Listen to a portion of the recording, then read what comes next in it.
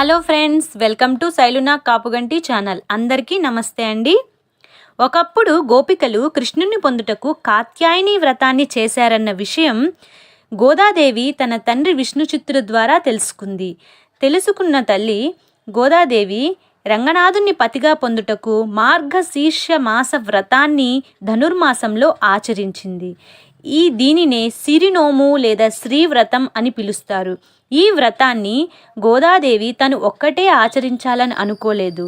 ఈ లోక కళ్యాణ వ్రతాన్ని తనతో పాటు తన స్నేహితులందరితో కలిసి చేయాలని, అందరికీ కూడా వ్రత ఫలితం దక్కాలనే ఉద్దేశంతో అందరితో కలిసి వ్రతాన్ని ఏ విధంగా ఆచరించిందో తిరుప్పావై అనే ఒక దివ్య ప్రబంధం రూపంలో 30 పాసురాలుగా మనకు అందించింది.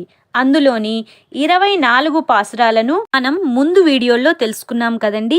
ఈరోజు ధనుర్మాసంలో 25వ రోజు కనుక 25వ పాసురం ఏమిటో, దాని యొక్క అర్థాన్ని మన గోదాదేవి మనకు ఏ విధంగా వివరిస్తుందో తెలుసుకుందాం.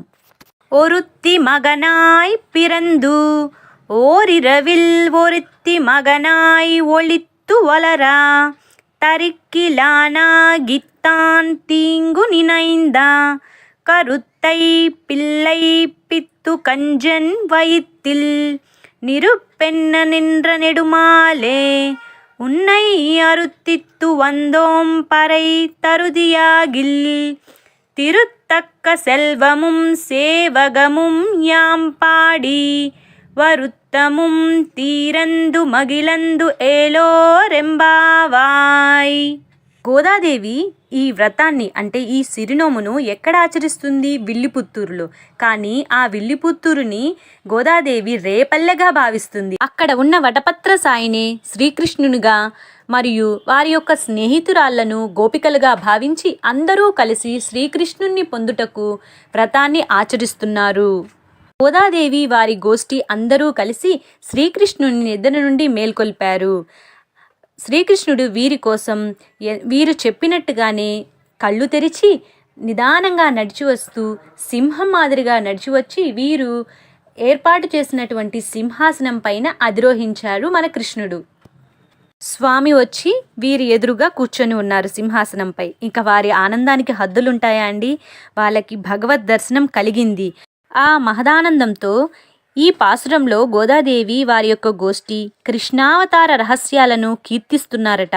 దాని వలన వారి శ్రమ అంతా కూడా అంటే ఇంతవరకు స్వామిని లేపటానికి వారు ఎంతగా ప్రయత్నించారో ఆ శ్రమంతా కూడా దూది పింజలా మాయమైపోయిందట. ఇంకా వారి ఆనందానికి హద్దులు లేక స్వామితో ఈ విధంగా అంటున్నారట. స్వామి, నువ్వు దేవకి కడుపున మగబిడ్డడుగా జన్మించావు. అదే రాత్రి యశోద దగ్గరకు చేరావు. అంటే నీవెవరో తెలియకుండా యశోద దగ్గరకు పెరిగావు.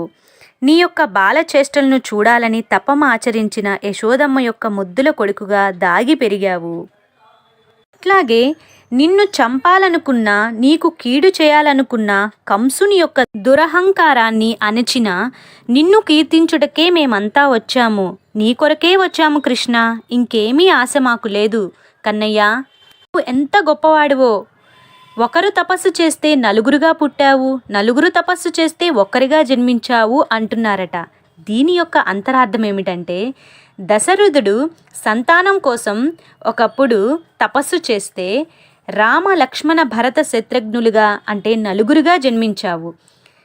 దేవకీ వసుదేవుడు యశోదా నందుడు ఈ నలుగురు తపస్సు చేస్తే వారందరికీ బిడ్డగా కృష్ణునిగా జన్మించావు. స్వామి, నీ మహిమలు, పరాక్రమాలు, శౌర్యాన్ని చెప్పుటకు మాకు మాటలు చాలవు. నీవు మా కొరకే జన్మించావు. ఓ నారాయణ, ఓ వాసుదేవ, స్వామి, నిన్ను మేమంతా భిక్షమడుగుటకు వచ్చాము. నీ యొక్క వీర చరితనే కీర్తన చేస్తున్నాము.